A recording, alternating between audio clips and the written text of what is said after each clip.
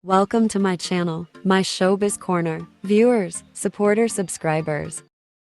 Recently lamang matagumpay ang Soul4 live showcase ni Ken na kung saan get together ang kanyang mga fans o 18 para sa isang concert, mini concert na intimate live showcase.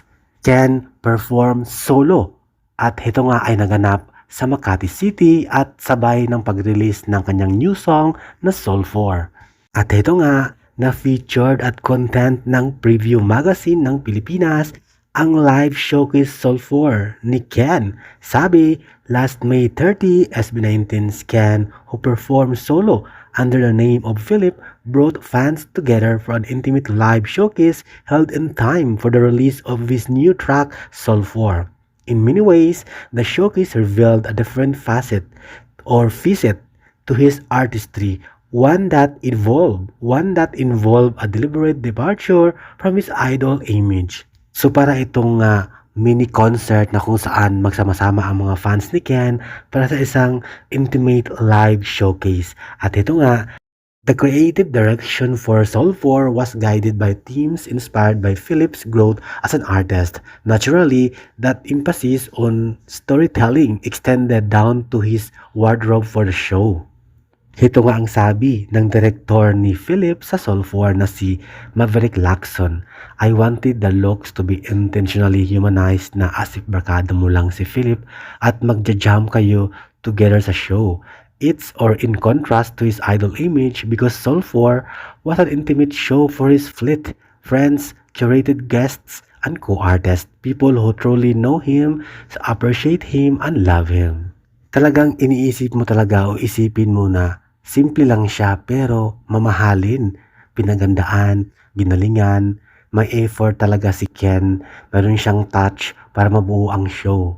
At tumutulong din siyempre ang direktor na si Maverick. Dagdag ng direktor, for the first look, I thought of doing an all-white look for the opening segment of Soul4 to make Philip stand out from the crowd as Soul4 was a strictly all-black event. I wanted him to be established as the center of his fleet and also to show something new as black as mainly Philip's color story. Nabasa ko sa isang reminder na lahat dapat ang mga concert goers o mga nanonood ay naka-black.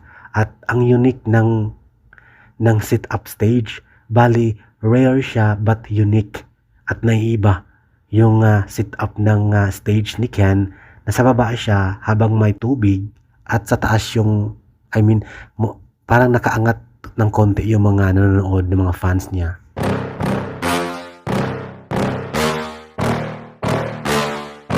Yeah.